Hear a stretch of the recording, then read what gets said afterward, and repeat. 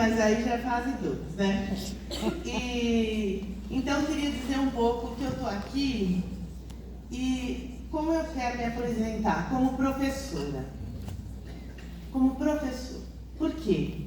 Porque a minha história de vida, eu sei que não parece, olhando para mim, ninguém nota. Ninguém sequer imagina que eu comecei lá na década de 80 na Prefeitura de São Paulo, né? Então a minha história de vida foi toda cruzada por esses momentos de viver, de estar, de aprender, de discutir, de lutar, nessa rede, né? Então é como professora da rede que eu estou aqui falando. E eu vou falar coisas que me tocam. Foi essa escolha que eu fiz. Não são coisas que são modelos para vocês, que é para fazer desse jeito ou daquele jeito. É contar um pouco essa história minha neste processo de estar, viver e me formar educadora dentro da rede. Então eu quero começar com uma pergunta. Somos todos e todas solovinos? No final, eu gostaria que vocês pensassem se nós somos solovinos ou não. Então, né? Pergunta estranha, né, para começar uma conversa, mas é ela que eu quero que fique na cabeça de vocês, tá? Vamos lá, o próximo, por favor. Então, eu vou falar da escolha da profissão. Não da escolha ideal, não da escolha de vocês, não, da minha escolha. Parando para pensar, por que eu fiz essa escolha? O meu pai falava assim, que bom que você gosta disso, mas vai morrer de fome. Outro virava e falava assim, nossa, que bom que você gosta disso, mas a sociedade não valoriza. Então tinha muita coisa, né? Mas eu fiz essa escolha e sou muito feliz por ter feito. Quando eu fiz essa escolha, eu depois parando para pensar, duas coisas me levaram a isso. Então, primeiro foi a crença de que uma educação de qualidade transforma vidas que têm validade social. E que a educadora de infância faz toda a diferença na vida das crianças, na sociedade. Então, isso me fez, né, escolher ser educadora, estar na educação pública, e toda a decorrência que veio dessa escolha. Só que tem ali uma palavra que eu quero falar com vocês, que eu garanto que está em todos os PPPs, que está em todos os documentos que vocês vão ler, que vem da prefeitura, desde lá do Jânio Quadros, qualidade da educação. Então eu quero contar para vocês, primeiro o que eu estou falando quando eu estou falando qualidade, né? Que conceito eu dou para essa palavra? Pode mudar, por favor. Para mim, e nisso eu e Ricardo, nós nem tínhamos conversado, mas para mim se cruza muito com a fala dele. Qualidade para mim tem 2 âmbitos. O primeiro âmbito é esse âmbito extramuros, que é esse âmbito de luta, que é esse âmbito de melhorar a qualidade dentro da unidade, melhorar o nosso salário, a valorização social, ter mais condições de saúde, ter condições melhores de aposentadoria, e todas essas lutas que são precisas e são necessárias no dia a dia e no longo da nossa carreira e para a nossa sociedade. Então essa é uma luta, muitas coisas que a gente tem hoje vieram de lutas de pessoas que já passaram, né? Então até uma AGEIF, até um abono que está se perdendo, a gente tem que continuar lutando, porque muita gente lutou para chegar nisso. E lutou lá, brigando com os cavalos do Jânio, tomando água na paralisação. Não é uma coisa que caiu do céu e nunca vai cair do céu. Então, essa busca pela qualidade, ela é fundamental. Mas não é dela que eu vou falar hoje. Hoje eu vou falar dessa qualidade intramuros, que é um outro aspecto da qualidade.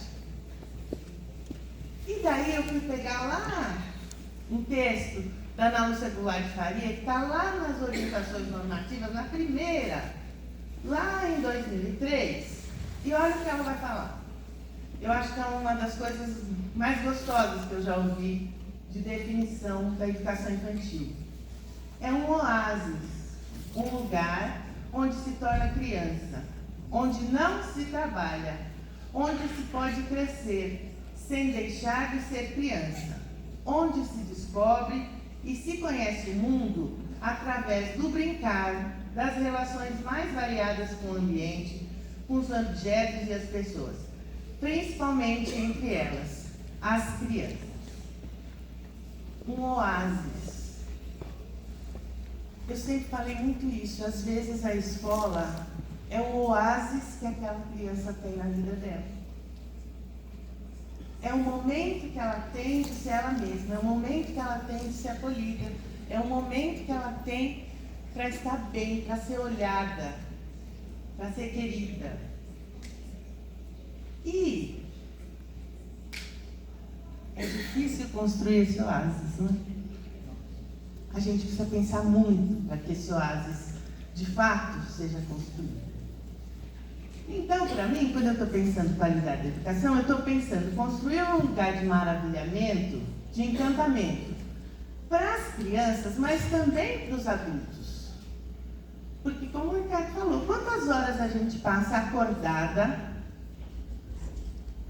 fora de casa, com a nossa família, e quantas horas a gente passa acordada dentro da unidade educacional? A gente vive mais ali do que fora dali. Estou falando isso em termos de tempo, numérico, a maioria de nós, pelo menos a minha história era assim, vivia, se aquilo não der prazer, se não for um tesão ir para a escola, se aquilo não fizer bem, puxa, tem tanta coisa para a gente fazer no mundo diferente. Então, construir esse lugar de maravilhamento para as crianças e para a gente mesmo tem que ser um objetivo nosso também. Né? Pode pôr o próximo. Quando eu estou falando de maravilhamento, eu fui lá buscar a etimologia da palavra, né? E era bem extensa, mas eu dei um resuminho.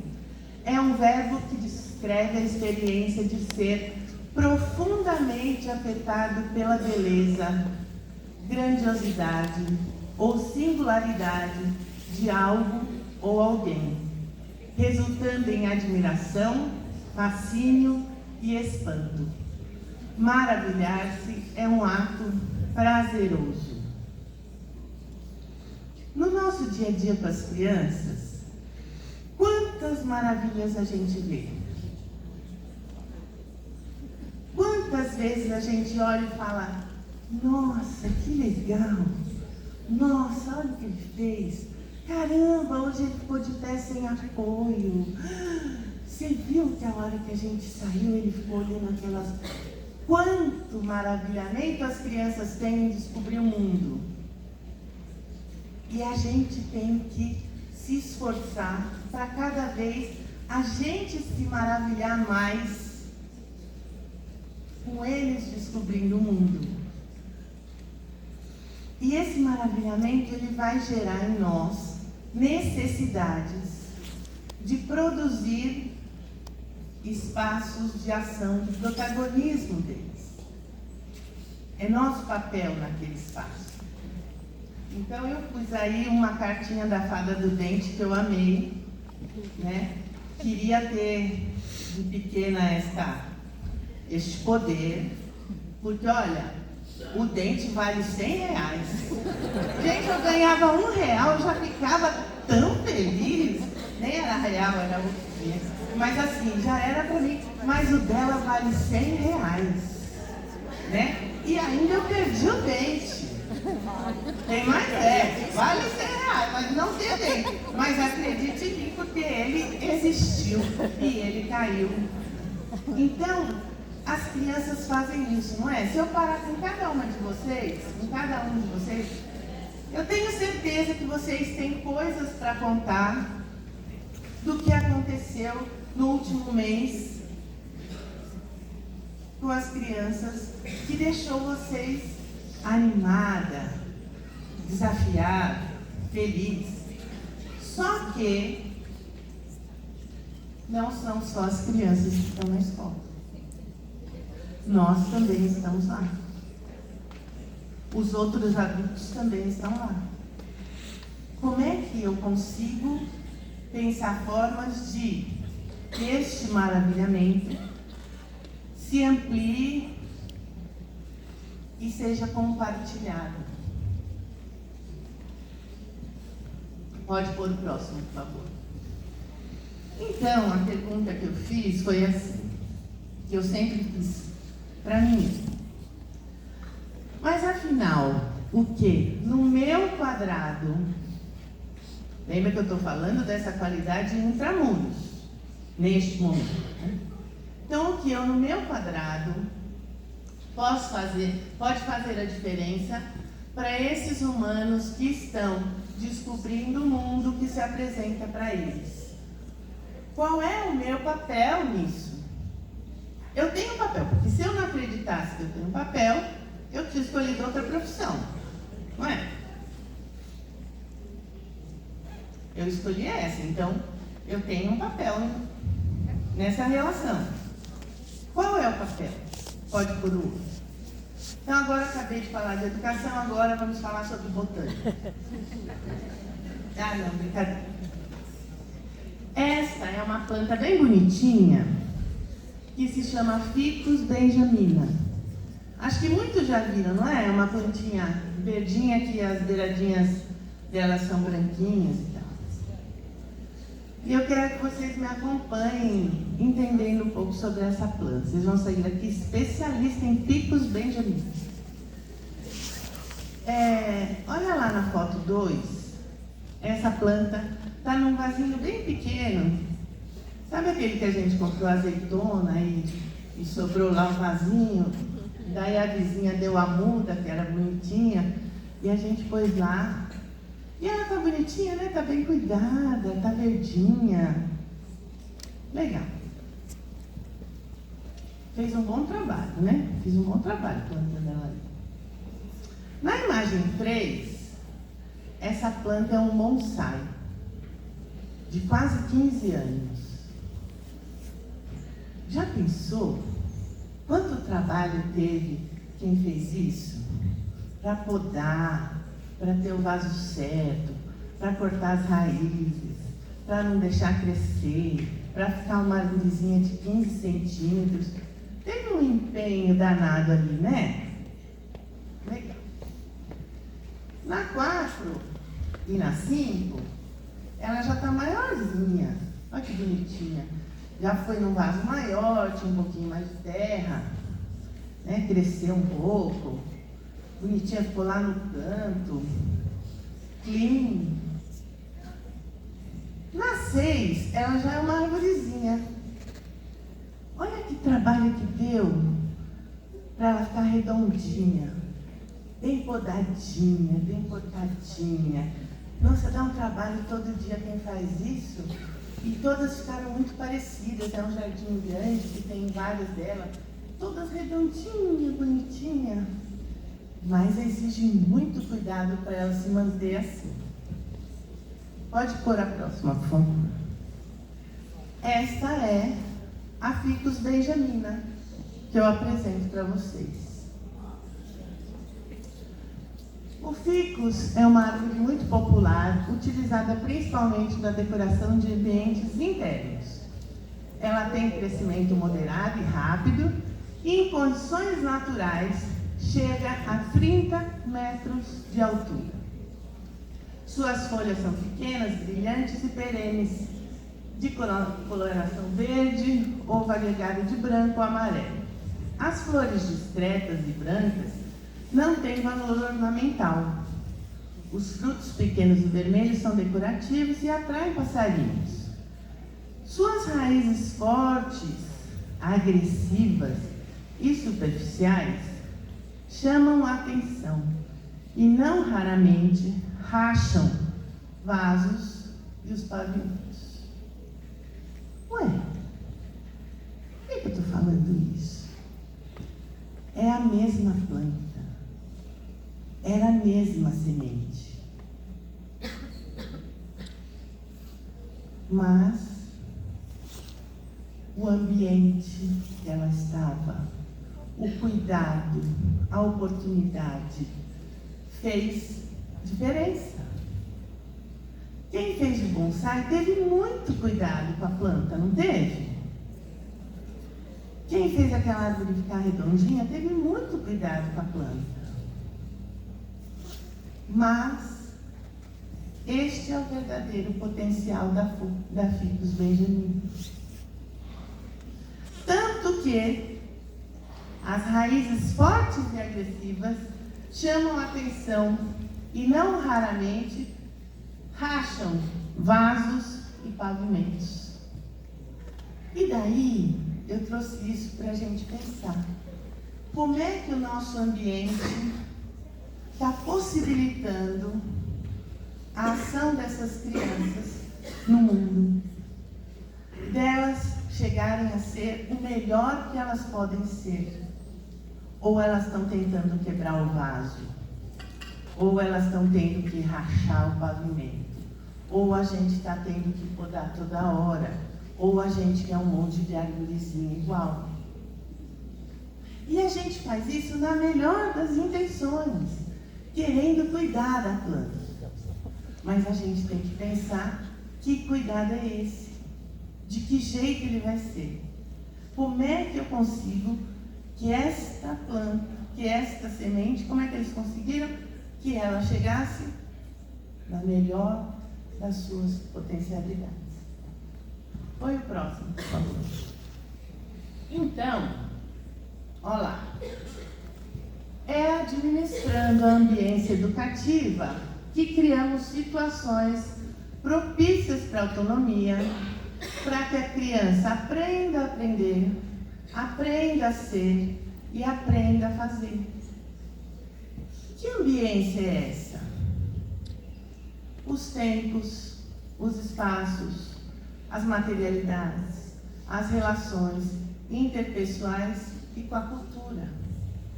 É este conjunto de elementos que está na nossa mão mexer. Que eu posso fazer ela virar uma plantinha deste tamanho, que eu posso deixar ela ser um bonsai, que eu posso deixar ela crescer. Eu não vou mudar a semente, eu não estou mudando a semente. Mas eu estou criando um ambiente que possibilita ou não este desenvolvimento. Olha a responsabilidade que a gente tem. Imagina quantas crianças não passaram, não tiveram uma relação comigo nesse percurso. Quem está lá hoje, isso está na mão da gente. Está na nossa mão. No nosso coletivo pensar sobre isso. No meu quadradinho, no meu ambiente com as crianças, na minha sala pensar sobre isso. Porque tem muitos jeitos de fazer as coisas. E, por exemplo, o Níquel Náusea tem uma ideia muito legal, para quem é do SEI e tal, de como fazer criança largar a chupeta. Ele falou, é tão fácil. Método Níquel Náusea para criança largar a chupeta. Bastam 2 chumaços de algodão no nariz. Olha lá, ele largou a chupeta na hora. Né? Para conseguir. Então tem muitos jeitos de fazer as coisas. Mas a gente precisa pensar qual é o jeito que a gente quer. Qual é o jeito que a gente quer cuidar do ambiente, das crianças, de nós mesmos, do coletivo. Escolher o jeito de cuidar é uma possibilidade nossa. Não está na mão de ninguém. Porque se a gente quiser cuidar muito legal, nós temos leis que nos dão respaldo para isso. Para lutar por isso. Pode pôr o próximo, por favor. Então, transformar a unidade educacional em um oásis, de que modo? A Bruna Ribeiro, que eu aconselho muito que vocês leiam, os materiais dela são fantásticos, vai falar que nas pedagogias transmissivas não precisa ter escuta, não precisa ter observação, não precisa ter registro, porque a criança é uma executora. Então, vou falar, eu na minha pré-escola, quando eu fui fazer pré-escola, era muito legal. Lembro com carinho do meu tempo na pré-escola. A não ser o dia que meu irmão me deixou lá e foi pegar muitas horas depois. Mas eu não sei, esse dia eu lembro com carinho. Mas era assim, a professora falava, eu fazia. Eu fazia do jeito que ela queria, ela me valorizava. Eu fazia diferente do que ela queria, ela dava um jeito de voltar para fazer de novo, para chegar no jeito que ela queria. Então ela não precisava. Mas quando a gente está falando de pedagogia participativa, pedagogia em participação, ou seja, que o educador, o adulto, tem um papel fundamental, mas que a criança também faz parte desse processo, a escuta verdadeira, eu vou falar disso, aparece como forma de compreender os modos de ser, pensar e agir da criança no mundo. Os modos dela se constituir como pessoa. Por quê? Vai proporcionar o protagonismo das crianças por meio da validação, do apoio e da ampliação das experiências naqueles contextos que eu produzi. Naqueles contextos, naquele ambiente, com aqueles materiais, num dado tempo, num dado conjunto de cultura, numa determinada relação que está estabelecida. Eu não escuto apenas para conhecer. A escuta verdadeira tem o objetivo de transformar criticamente a realidade. Se é só para eu saber o que ele fez, eu sei que ele faz coisas legais. Se é só para contar o que eu fiz, eu também sei que eu me esforcei o máximo. Se essa escuta, se ela não vier para qualificar, para transformar para melhor, ela perdeu 90% da validade. Pode pôr no próximo, por favor. Então, antes de eu falar disso, eu só quero voltar um segundo. A escuta, esse negócio de vamos escutar crianças, vamos para o protagonismo partiário, isso tem muito a ver com as pedagogias italianas, como é que elas se constituíram, né? E vocês já devem saber isso de cor. Mas, quando eu estou pensando nisso, e eu estava fazendo isso para escrever o que eu ia trazer, eu fiquei pensando que isso veio bem deturpado para cá, quando isso chegou lá nos anos 90. Veio só a boniteza da demonstração, sem a clareza dos motivos. Por que se escutava? Por que se registrava? Para que o registro servia? A gente não sabia disso. Isso é muito pouco falado, até na literatura fora do Brasil também. Quais são os motivos? Por que eu tenho que registrar? Por que a observação é importante? Para que ela serve? Né? Então, o registro, veja bem, eu estou pensando numa pedagogia em participação de adultos e crianças, construindo junto modos de ser, de fazer, de estar. Daí eu estou pensando, eu vi coisas, hoje é quinta. Pensem para mim o que vocês comeram na quarta-feira, não essa, a outra. Ah, só no almoço, vai, gente? Que hora é? Não, só a risada já me disse. Não sabe? Eu também não sei. Alguns sabem. A nossa memória não é suficiente. Imagina num lugar com um monte de coisas acontecendo, com um monte de crianças. Então, o registro vai vir para quê? Para tornar palpável o que eu vivi. Para tornar concreto o que eu vivi. Para ser um recurso de memória. Para ser um modo particular de compreender a complexidade daquilo. E vou falar para vocês, por muito tempo, eu achava o registro uma babaquice. Eu achava completamente desnecessário. Sabe por quê? Eu falava, em vez de ficar registrando, vou viver coisas com as crianças. E nós estávamos falando disso antes. Porque o registro não era partilhado, ninguém ia ler aquele registro, era só para dizer o que aconteceu. Ele não voltava para mim como jeito de qualificar, porque eu entendia ele como um objeto final.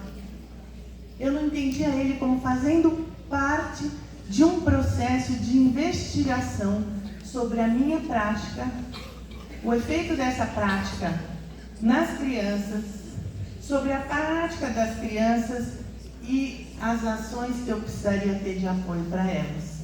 Então, se eu não via este fluxo, o registro é só para dizer que fez. E na pedagogia, quando eu estou falando dessa pedagogia participativa, que escuta, eu mudo. Eu estou fazendo um processo de investigação, de descoberta. E daí o registro vem lá como recurso de memória, como um jeito de tornar concreto o que eu vivi com as crianças. Pode ir próximo. Então, como é que eu vou chegar na documentação pedagógica?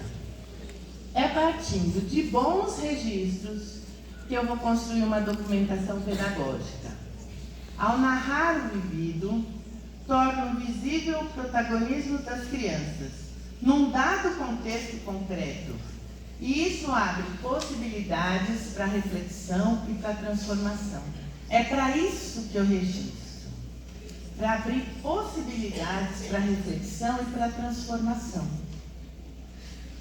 Para eu não esquecer o que aconteceu, as sensações que eu tive, as coisas que eu vivi, o que eu vi, pensar sobre isso e transformar. E daí eu pus lá uma pergunta: registrar é fazer um lindo portfólio? E não. Mas eu achava que era. Vou dizer por quê. Um dia, na unidade que eu trabalhava, nós fomos ver essas exposições, essas coisas coletivas de outras unidades, e tinha uma unidade que tinha registros maravilhosos. Portfólio um mais lindo que o outro. A gente não conseguia fazer nada e as professoras, aqueles portfólios, 35 portfólios cada professora, e a gente falava, não é possível, isso não dá. Como é que elas fazem? Mas faziam o que a gente estava vendo, estava olhando. Fui visitar a escola. Super legal. Linda. As crianças tudo de cabeça baixada e a professora colando coisas no portfólio de cada um. E daí, se eu já tinha agonia com os registros, imagina o tamanho que a minha agonia ficou. Né? Então, para que eu registro? Para tornar concreto o que eu vi, o que eu vivi. O que as crianças viram e viveram. E daí sim, isso vai se transformar numa documentação pedagógica a partir do momento que eu passar por esse processo de reflexão visando a transformação. Pode pôr o próximo, por favor. Então, olha lá, a documentação pedagógica é um processo investigativo que põe em curso a escuta e o protagonismo das crianças. Gente, muito recentemente eu fui entender isso.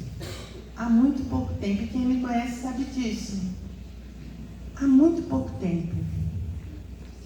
Que este processo de investigação é um jeito de qualificar a nossa prática, de qualificar o ambiente que a gente está colocando para as crianças, de permitir que aquele ficus não seja aquela árvore redondinha, mas seja a árvore que ele puder ser. É um recurso para reflexão, para reconstrução de significados de todos os envolvidos, inclusive das crianças. É voltado à transformação das ações desenvolvidas com as crianças, suas famílias, reconhecendo seus interesses, gerando necessidades por meio da qualificação da ambiência educativa na composição de projetos e planejamentos futuros. Esse gerando necessidades, a professora Sueli Mello falava muito isso, ela é uma estudiosa de Vygotsky, e ela falava muito isso, que o nosso papel na educação de infância não é só apoiar a ação das crianças, é fundamental, mas eu também posso gerar necessidades. Nossa, mas isso não é uma pedagogia transmissiva? Não. Vou dar um exemplo. Eu nunca mexi com, sei lá, uma tinta diferente, vamos falar, uma tinta plástica. Eu nunca mexi uma tinta plástica. De repente eu tenho esse elemento. E eu vou querer explorar, e eu vou querer fazer. E isso vai gerar em mim desejos, vontades de explorar, necessidades, possibilidades. Vou lembrar uma coisa lá do Monte Belo. As crianças estavam brincando na areia, né? Eles gostam de brincar na areia. E estavam fazendo castelos, intencionalmente. A professora pendurou no parque muitas fotos de diferentes castelos de areia. Só deixou lá. E as crianças iam, olhavam, perguntavam. Eu gerei ali, em vários que não estavam muito afim, a necessidade de experimentar. Eu vou tentar fazer o meu castelo. Veja, eu não obriguei ninguém a fazer castelo. Eu não fui lá e falei, um castelo de areia para fazer um castelo de areia. E Vygotsky vai falar isso, que o bom ensino é o que gera necessidades a partir dos interesses e das possibilidades identificadas. Difícil, né, gente? Mas a gente precisa pensar nisso. Como resultado da documentação pedagógica, podem surgir produtos comunicáveis, mas ela não é uma mini história, ela não é uma exposição, ela não é um relatório, ela não é um portfólio. Ela é um processo de investigação sobre a ação das crianças, sobre a ação dos educadores e o efeito que isso deu nas crianças, sobre a ação das crianças num dado contexto. Eu estou investigando isso para ver o quê? Como transformar, como reconstruir, como qualificar. Pode ir próximo, por favor. E aqui, eu não quero, diferente do Ricardo, que psicólogo, tem milhões de informações nessa área, não quero, então eu só vou pôr as perguntas, eu não quero que ninguém responda, tá? É só para pensar individual e coletivamente. As ações e descobertas das crianças ainda causam em mim alguma espécie de maravilhamento? Ainda me dá prazer estar nessa relação cotidiana de afetos com as crianças? Quanto tempo de infância essas crianças ainda têm? Qual é o meu papel nisso? Sou capaz de qualificar aspectos da ambiência educativa para apoiar o protagonismo das crianças? De que maneira? Será que eu, nessa unidade, diante dessa realidade, posso fazer a diferença para as crianças que estão perto de mim hoje? Será que eu posso afetar os meus colegas e ser afetado por eles no melhor sentido das palavras? Essas respostas podem mudar muito o nosso jeito de ver a realidade, né? E eu não estou dizendo para dizer, então tá bom, tá tudo tão lindo, eu gosto de crianças, sempre gostei, sempre... Não é isso. Eu pensar sobre isso intencional e com a responsabilidade profissional, social, que o meu papel de educadora de infância numa instituição pública que atende esta parcela da sociedade tem. Pode pôr o próximo, por favor. Então ninguém fala nada que eu não quero saber. Daí a pergunta é essa. Somos solovino? Vocês acham que sim ou que não? Levanta a mão quem acha que sim. Fica de pé quem acha que não. Então vamos lá, vai. Acabar o mistério. Pode pôr. Este é o solovino. Este é o solovino, um cão que vive na praia de Miramar, Madeiro, no México. Solovino, em espanhol, significa veio sozinho. Então vamos saber um pouco mais de Solovino. Pode mudar, por favor. A história de Solovino. Tudo indica que o peludinho vivia sozinho na praia, onde conheceu sua atual tutora, que caminhava à beira-mar. Depois de persegui-la, ele não aguentou vê-lo sozinho, ela não aguentou vê-lo sozinho e decidiu levá-lo para casa. A partir daí, seus passeios pela orla ganharam a companhia de Solovino, que, por sua vez, foi descobrindo uma nova vida cheia de carinhos e petiscos. A dupla continuou indo à praia, e esse cenário marcou um acontecimento inesquecível. Pode pôr o próximo. Um dia, quando Solovino avistou uma tartaruga que estava botando seus ovos, ele decidiu ficar por perto para protegê-la. Depois de alguns dias, avistou os filhotes e então decidiu guiá-los até a água, com seu focinho, os defendendo de qualquer possível predador. Para aí só um pouquinho. Pesquisando, e agora eu vou falar, no chat GPT. Então, aí, né, possibilidade dessa pesquisa não ser 1% das tartarugas que nasceram conseguem fazer esse percurso do ninho até a água, em segurança. Porque tem os predadores, né? Caranguejo, depois vai ter os peixinhos que ficam logo ali, a questão da iluminação da praia desvirtua eles do caminho, se tem lixo eles têm que atravessar, se eles são meio lezinho e vai para o lado errado. Então, o Solovino garantia que os filhotes chegavam lá.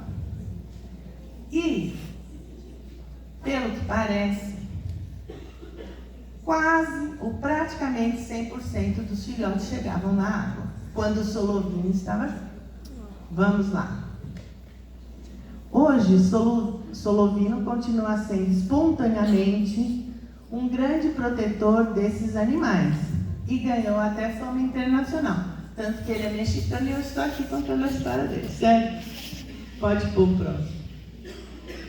Quantos filhotes conseguiram chegar até o mar por conta dele?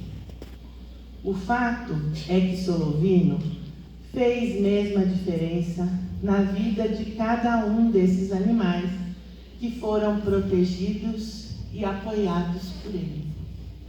Então, no meu ponto de vista, nós, educadores e educadoras de infância, somos solovinos, sim. Nós fazemos a diferença na vida das crianças, sim. O tamanho dessa diferença vai variar muito. Vai depender de muitas coisas. Mas o fato é, nós afetamos as crianças, sim. Pode pôr mais um. O papel da escola e de cada um que lá esteja é apoiar e desafiar as crianças, de modo a garantir que elas possam, na escola e na vida, andar sem as rodinhas. Passa mais um, por favor. Tem um texto da Thaís Romero, que vocês já devem conhecer, mas eu trouxe aqui para a gente lembrar um pouquinho. Em uma escola que é ninho, acolhimento é abrigo, é lugar quentinho, é abraço apertado e conversa boa. Em uma escola que é ninho, acolhimento é começo, meio e fim, todos os dias, o ano inteiro. Em uma escola que é ninho, as crianças aprendem enquanto brincam, quando descobrem coisas novas, quando pesquisam, quando investigam e quando resolvem problemas do cotidiano. Em uma escola que é ninho, o relógio não tem a pressa da antecipação, da escolarização, da precipitação. Na escola que é ninho, tem rigor, planejamento, organização, objetivos claros, intencionalidade pedagógica e poesia. A escola que é ninho é feita de poesia e infância. A escola que é ninho precisa ser feita de poesia e infância. Então eu quero encerrar dizendo que eu espero que as escolas, que os seis, sejam ninho para nós, para as crianças, para as famílias. E que a gente possa, sim, ainda se maravilhar com o que acontece lá dentro. E que a gente entenda que nós somos solovinos para muita gente. Então, desejar aí muita força para vocês nessa continuidade de ano letivo, muitas energias boas que a gente precisa, muitas alegrias, que isso possa ser uma coisa cotidiana na vida das crianças e na nossa vida. Bom?